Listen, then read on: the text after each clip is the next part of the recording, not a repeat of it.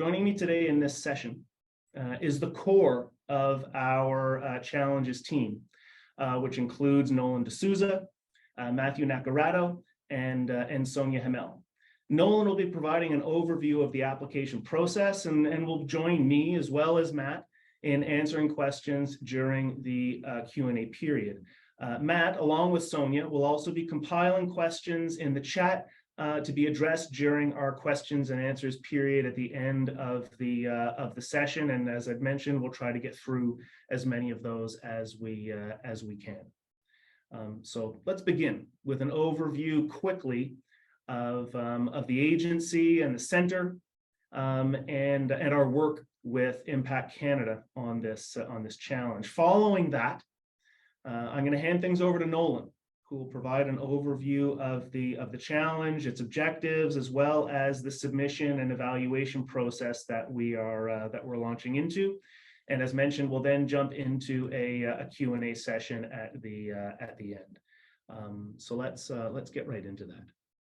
Here at the Public Health Agency of Canada, the Type 2 Diabetes Prevention Challenge is housed in the Centre for Chronic Disease Prevention and Health Equity. I'll refer to this as the Centre. The Centre's mandate is to reduce the risk of chronic disease and promote health equity.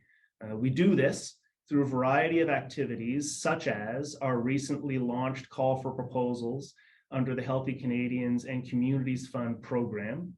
And we also run challenges similar to this one in other areas like concussion detection and vaccine uptake. Further, our colleagues in policy and engagement here at the Centre collaborated very likely with many of you on the development of the framework for diabetes in Canada, which is an incredibly important foundational document that the agency intends to help shape activities in the public and private sectors for years to come in addressing challenges associated with diabetes across the country. 2021 was an important year for diabetes. It marked the 100-year anniversary of the discovery of insulin, and the Government of Canada announced that year $35 million in investments focused on diabetes, which included the framework for diabetes in Canada and its development, as well as this type 2 diabetes prevention challenge. These activities are important because diabetes remains one of the most prevalent chronic diseases in Canada, with approximately 3.4 million Canadians living with one of the three main types of diabetes. Type 2 diabetes, which is preventable, is the most common form of diabetes in Canada and accounts for approximately 90% of cases in Canadian adults. And this is really the area in which the Type 2 Diabetes Prevention Challenge aims to make a dent. We want to address the increasing prevalence of diabetes in Canada, and particularly in communities that are disproportionately impacted by elevated risk and by incidences of this disease. And I really want to underscore this moment. We're very conscious of the time and energy, the expertise and effort that have gone into attempts to address prevention and attempts to address equity and to try to make a difference in terms of type 2 diabetes prevention. And this challenge is really an opportunity for us at the agency to put a mechanism forward where innovators such as yourselves will have an opportunity to bring new ideas forward and to to advance our approach to addressing type 2 diabetes in a context where a lot of effort has gone in, and there's still a lot of challenges ahead of us. And we hope that this challenge is going to be part of an ongoing effort to, in an equitable manner and an effective manner, find new ways of preventing this disease. For this initiative, we've partnered with Impact Canada. Impact Canada is a Government of Canada-wide effort that aims to accelerate the adoption of innovative funding among departments and agencies like ours, including approaches like running challenges such as this one. We have benefited from the diverse group of experts and problem solvers at Impact Canada. And we've also leveraged the online application portal and website provided by that initiative, which is where you find all of the information, ultimately, all the application tools and materials to apply for this challenge. In collaboration with them, we're pleased to be pursuing concepts from a broad range of innovators that can address the barriers that communities experience, which lead to an elevated risk of developing type 2 diabetes. Through this challenge, these concepts can be developed and implemented in communities, co-designed with communities across Canada, and reflect the diversity of needs and the diversity of potential approaches that exist across the country.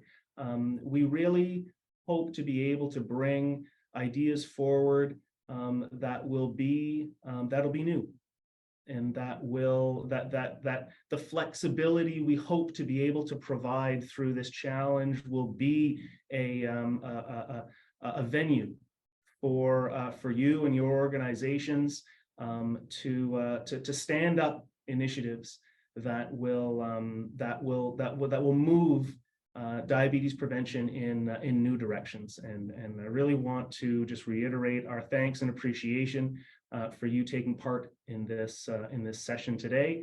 And with that, I'd like to pass it over to our colleague Nolan D'Souza for an overview of the challenge and its objectives. Thanks. Thanks, David. You can hear me okay? Yep. Perfect. Okay. Let's get into it. Give me 1 second here.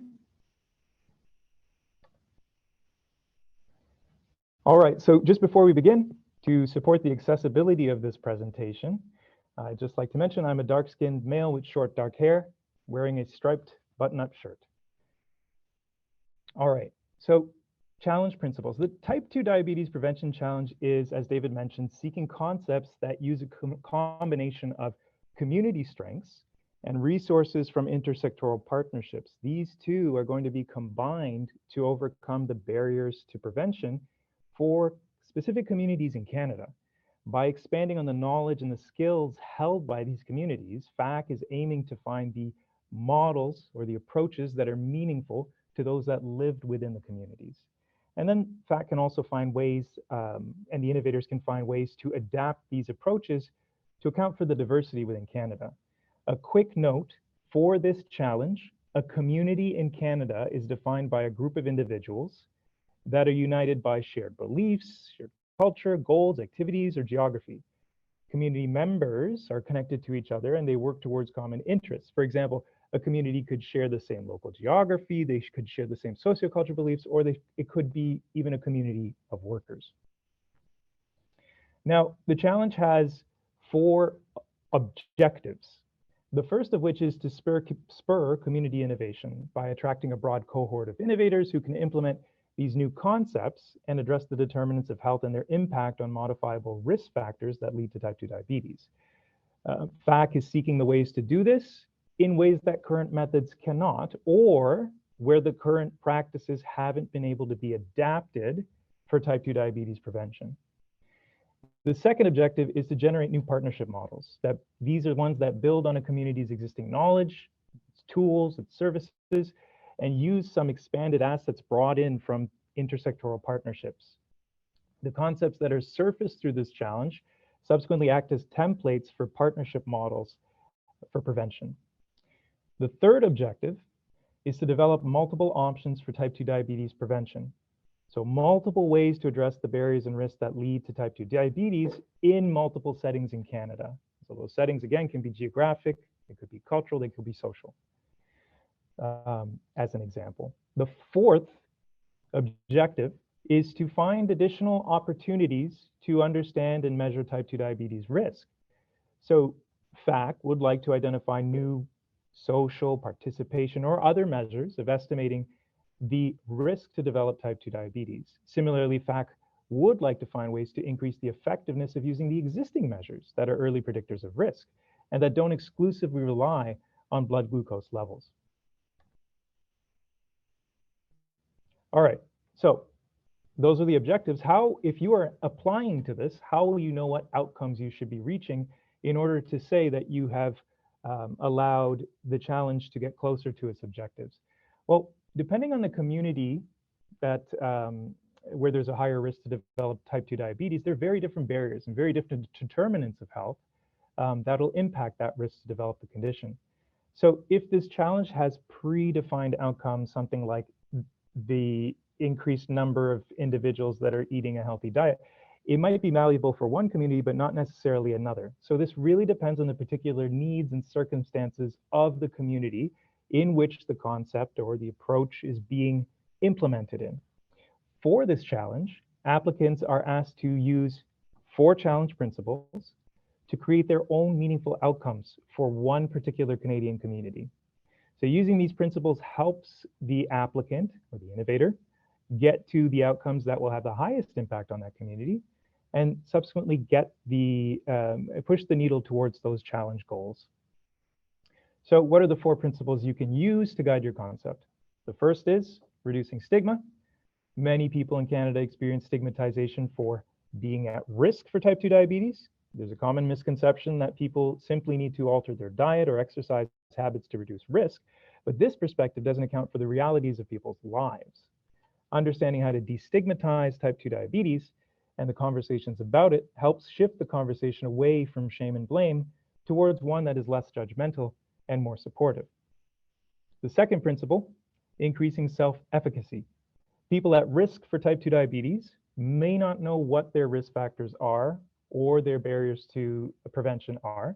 They may not know what resources they have for support or how to navigate even access to those supports and resources if they're within the medical system or beyond the medical system. There's also the possibility that some people may be basing decisions, health decisions, on misinformation and disinformation. That could relate to family history, or it could relate to diet. So whenever possible and wherever there is the means to do so, helping people in Canada achieve greater self-efficacy in how they understand and respond to the risk to develop type 2 diabetes helps more people in Canada make better informed decisions. The third principle is increasing health equity. So there is a disproportionate impact of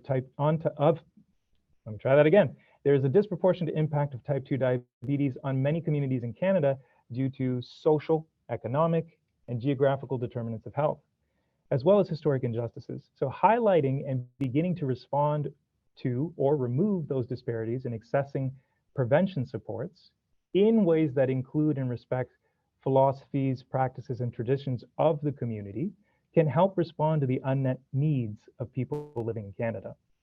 The fourth principle is increasing human-centered care. So considering there's a diversity of lived experiences and preferences and settings across the country helps tailor how the innovation offers support and resources to community members with greater meaning. Supporting communities with concepts based on their context and how that context influences personal and consumer choices is important, and it can help create successful human-centered approaches. Subsequently, that engages more people in prevention activities. A quick note here, focusing on all 4 principles in your application, it doesn't increase the chance of becoming a prize winner. FAC welcomes concepts that have outcomes aligned to 1 principle or 2 principles that have a significant impact on them, as well as those applications that are able to touch on all 4 principles. Okay. So this is an open and thematic competition, which allows the variability of issues that each community faces to be addressed by one single challenge. It's designed to fund a broad range of potential innovations on a prospective basis, and then it focuses on evaluating how effective they are. As such, a challenge statement hasn't been defined by FAC for this challenge. Instead, applicants are asked to define their own challenge statement and to tailor their concept to those outcomes that are meaningful the most meaningful outcomes that will address type 2 diabetes barriers in that community. And of course, is guided by challenge principles. An example is on the slide here. So our community will overcome access barriers to healthy food, physical activity, and type 2 diabetes stigmatization by combining a trusted and familiar location with community-led food growing activity spaces and places to dialogue. This challenge statement is important because it's a guiding light for your concept. What can your concept look like? Now we've got your challenge statement, what the actual concept look like. So in challenges, oftentimes, there is a goal to achieve, but the way to achieve it is left flexible. And it can be discovered during the problem-solving process with the room to pivot as needed. So this challenge is designed to catalyze the rapid launch and scale of those ideas. The concepts can be out of the box. They can be creative. They could have multiple activities that you will deploy in the community, or they could have one really big one. Your concept could include some of the examples that are listed on this slide. This list is in no way exhaustive or a reflection of what would be considered a winning idea. But if you've got something novel or untraditional, it's strongly encouraged that you submit an application. If you've got something that's shown to be effective but hasn't been deployed in a community or adapted for type 2 diabetes, you're also encouraged to submit an application. On the slide, there are a few examples of inspiration, and I'll go through them really quickly. So could your concept include a component that has a youth-focused dialogue or activities that promote community strengths for youth? Does it include an adaptation of a technology that can foster participation of community members in prevention activities? Does it include navigation supports and access to risk reduction resources within a network of partners in a way that addresses unmet needs? Does it create spaces or avenues that serve the community's needs for prevention, addressing perhaps physical issues, social issues, or culinary, physical spaces, social spaces, or culinary spaces?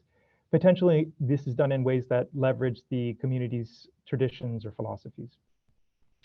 Or does your concept include a method to destigmatize how you measure the risk for type 2 diabetes? This could be new measures or it could be existing measures. We're going to move into the actual application and review process now. So eligible applicants for this challenge are noted on this slide. They include the following. So there are non-for-profit organizations, Indigenous organizations, and groups located in Canada, post-secondary academic institutions, businesses or for-profit organizations, as well as individuals or groups of individuals. This includes societies and coalitions, and municipalities or regional or local governments. Now, in order to receive funding, applicants are required to be a Canadian legal entity. So this is a company, company or a corporation or a not-for-profit organization. And international organization. So if an applicant is not currently a legal entity, they would need to establish one in order to receive funding. International organizations may submit an application, provided that they will meet those requirements. But if it's not, if it's something that needs to be done, it's recommended to start that process upon submitting an application. As well, to apply to the challenge and to ensure that co-design with the community has been performed, an organization whose mission represents a community in Canada must be listed on the application. So this could be the lead applicant itself, or it could be listed as a co-lead or a partner. This means that the community or the organization representing the community has been involved in the design, the implementation, or will be involved in the implementation, and the direction of the concept. So that organization representing a community, it could be a cultural organization, it could be an organization serving a specific geography, it could be a social organization, and this attestation is required in section 3 of the application. We will not be answering questions about how to become a legal entity in Canada for this webinar. It's outside the expertise, but if you have a specific question, feel free to send it over to the diabetes email. Now, eligible applicant, what about eligible concept? So there's a lot of work in the diabetes prevention space, and this challenge is meant to provide the means for novel or adapted ideas to unlock the barriers to prevention in Canadian communities. Thus, the concepts should be new for the community in which it's deployed or a new application of a previously successful approach. It shouldn't replicate existing initiatives. It shouldn't replicate existing projects already in place in that community. It should be specific for a community that's at an elevated risk to develop type 2 diabetes. It should be specific for early intervention, ideally for early intervention before community members require entry into the medical system. And it should not be solely for professionalizing or building capacity for communications, promotion, scaling up, or commercial research and development. If you meet all of the eligibility criteria, applicant and concept-wise, and you have an idea that can help prevent type 2 diabetes, again, it's highly recommended that you apply. The application process consists of 3 steps. Step 1, read the applicant guide and the FAQ page in full. Both of those can be found on the official challenge website, on the Impact Canada website. Step 2, once you've gone through the materials, develop your application using an online application form. You can save the form and you can return to it as needed. Step 3, submit the application and the attestations through the online portal by March 1st at 5 p.m. Central Time. There is a small mistake on this slide. There's no additional supporting documentations, but there's attestations that you need to submit. Now, the March 1st, 5 p.m. Central Time deadline is a firm deadline. Applications submitted after that timestamp will not be considered. Once the application is submitted, how is it assessed? So assessment of the application or the concept or the approach within the application is based on the following 6 assessment criteria, and it will be evaluated by a panel of expert judges using a common scoring grid based off of this assessment criteria. I want to reiterate that it's really important to look at the applicant guide. Section 4.3 of the applicant guide provides details of what to expect within each of these assessment criteria for the questions in the application form. There is a table in section 4.3 that details what to expect at stage 1 of the application, which is now the concept that would be submitted, as well as what will be expected further along for successful participants in stage 2 and stage 3. That being said, on a high level, what are the assessment criteria? So the first is innovation. So overcoming barriers, problems to type 2 diabetes prevention in ways that current approaches cannot. The second assessment criteria is applicability to Canadian communities. Show how the concept has been tailored to type 2 diabetes prevention, how it's specific to a Canadian community, and with the potential for adapting it in additional communities and contexts. The concept design or the model, a concept with projects, activities, and or ideas that addresses barriers to prevention for a community in Canada. The model should create outcomes aligned to challenge principles that are bespoke to the needs of the community. And there should be the potential to continue supporting this community with the concept post-challenge. Partnership development and strengths-based approach. So this assessment criteria is asking the applicant to show how to combine community strengths with assets and resources from intersectoral partnerships to better meet the needs of type 2 diabetes prevention in that community. Community member engagement. It's asking the applicant to demonstrate how to design and adapt a concept based on the voices and needs of the community members, and in a way that's inclusive and representative of the diversity of the community. Outcome measurement. Define ways to measure the risk for type 2 diabetes and barrier reduction outcomes that are meaningful to community members. And again, this could be existing or could be new, and these could be social participation or other measures. So we'll move along to a quick overview of the challenge process and prizes. The challenge officially launched on November 22nd in 2022, so last year. We're in stage one. In stage one, applicants should submit their application by the March 1st deadline. On a very high level, the application will need to describe why they've chosen their particular community, why their concept will be effective for the community, which partnerships they'll need to establish, if any, and the type 2 diabetes outcomes, prevention outcomes they're seeking for their community that are aligned to the challenge principles. After the deadline, the applications are reviewed, and up to 21 semi-finalists are selected to receive $35,000 each in prize funding. And they're selected to move on to the next stage. So all the prize amounts listed here are the amounts for each winner.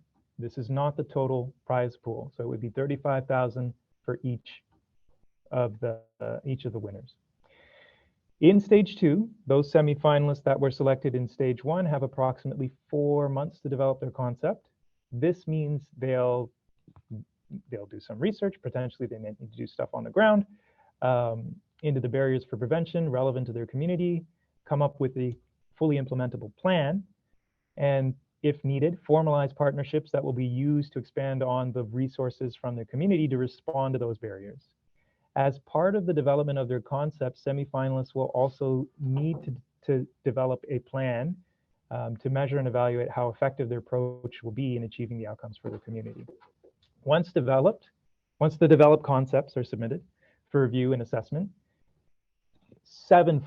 up to seven finalists will be selected, and they will receive $600,000 in prize funding each. They will move on to the final stage of the challenge. Now, I want to also note that FAC is determining what additional supports outside of prize funding will be available to participants and prize winners. So it would not necessarily only be prize funding. There could be other supports that will support winners. And as you could have seen on the website, those could include business development, they could include evaluation supports, but it would be determined by the cohort of winners. Now, stage three. So those finalists that were selected in stage two now have 18 to 21 months to implement and rigorously test and evaluate the effectiveness of their concept as it's being deployed. They'll generate evidence that it's effective, that it has the ability to help reduce the risk or help reduce the number of individuals who are at risk to develop type 2 diabetes, and a method for understanding and measuring that risk. At the end of this stage, the finalists are expected to show how their approach could be adapted to other communities or other contexts in Canada, and the finalists will be asked for a plan in this final stage, a plan for how they can continue to operate the approach once the challenge ends. The finalists, once they've implemented, once they've generated their evidence, once all of that has been submitted for review and assessment, up to 2 grand prize winners will be selected to receive $1.25 million in prize funding each. Like in stage 2, there will also be supports outside of prize funding, and that is still being determined for what would allow the innovators to reach their outcomes and accelerate their progress through the challenge. Okay, so we are at the application form.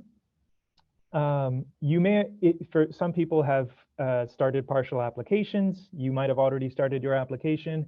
The application form is on the website. It's all online. Again, after you've read through the application guide and the FAQs, you can just start typing in your answers into the application form, and you can save it and return to it later. The whole application is also available as a PDF if you prefer to work on it outside of the portal, write it up in a document, and then subsequently paste it in. It's recommended to start early. Work on those answers to the questions in the application form early. And if you have any questions at all, or you're seeking any clarifications, email the challenge team so that your questions can be answered early on. Submit only one application. Even if you're submitting as a partnership or of multiple organizations, the person or the organization submitting the application will be considered the lead applicant. The funding agreement is made with the lead applicant only, and then the lead applicant is responsible for how funding is distributed among the partners.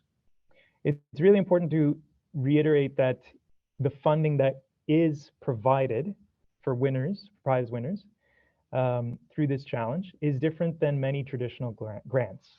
So the application form is it. There's no need for an academic CV. There's no need for a publication record.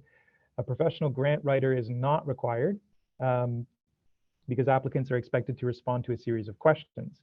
Free text questions that ask them to highlight how their innovation is responding to assessment criteria. So again, FAC is interested in concepts that advance the challenge objectives and create meaningful outcomes for communities in Canada, and those that can be realistically implemented. Previous Impact Canada Challenge prize winners have been a broad range, ranging from undergraduate students to small startups to larger enterprises. Another reminder is that the form has character limits. They're not word limits, they're character limits. And these have been based on having a sufficient number of characters to answer the questions in both official languages, French and English. Now, again, the application guide goes through the questions in detail and has a lot of tips for responding to each question. I just want to share a few reminders when you fill out an application if you choose to do so. So Section 1 is the applicant details. Nothing in Section 1 is going to be evaluated against that assessment criteria. This is really the applicant details. Section 1.8, the co-lead organization representing a community in Canada. As I mentioned before, the lead applicant must partner with an organization representing a community in Canada. But if the lead applicant itself is the community organization, just leave question 1.8 blank. That's why it says if applicable. Section 2 is an important part of the application. This is the section that the judges are going to be looking at. So try to be as concise and as compelling as possible here. When all the character limits are totaled up from the application form, it amounts to about 5 to 6 pages worth of text. It's a good idea to study the application guide, especially section 4.3 of it, and to help you with designing your application. Now, one of the questions in section 2, section 2.1, it can be worthwhile to come back to that question after you've completed the full application. The reason why is that that question is actually a nice, concise summary of your entire concept. And it might be what judges look at first. Section 3 is the declarations that I had alluded to. So there's 4 declarations. Is there an organization representing a community in Canada involved in the application? The person filling out the form, do they represent the organization? Does the organization support the submission? Is there acceptance of the terms and conditions to participate in the challenge, and the privacy terms and conditions as well? Section 4, the application is optional. So the purpose of this optional survey is to gather your insights as an applicant if you choose to apply.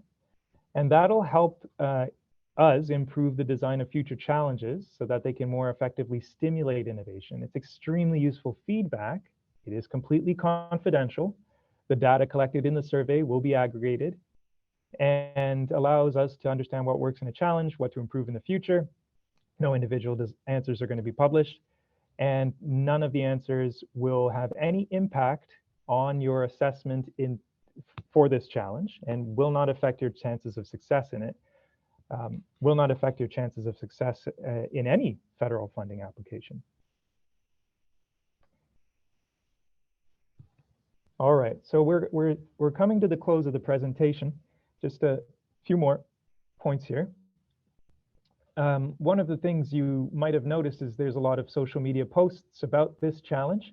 And Impact Canada research has shown that challenges can shine in a spotlight on important issues or priorities, and it significantly increases social media traffic and conversations about it. So we welcome you to use your own preferred social media channels to start talking about the challenge concepts. You can amplify the conversation, you can spur collaboration, you can highlight your ideas. If you like, you can use the hashtags that have been used in previous posts. You might even find that doing so could identify others that would want to partner with you, or potential partners that could be submitting a concept or are looking for partners to submit a concept with. A very nice anecdote is that when analyzing social media conversations about from other challenges about growing food in space, there were 350 tweets prior to the Deep Space Food Challenge. Once the challenge was launched, that jumped to about 17,000 tweets following launch. So it really does get a lot more people talking about the issue and the ideas. If you are intending on applying, frequently visit the official challenge website. It's at impact.canada.ca. You can stay up to date with any announcements and news. If you'd like to be added to the mailing list, please let the challenge team know by emailing the email address d2tp@fac-aspc.gc.ca. And with that, thank you for your interest in the challenge. This concludes the presentation portion of the webinar, and we're going to shift into the Q&A period.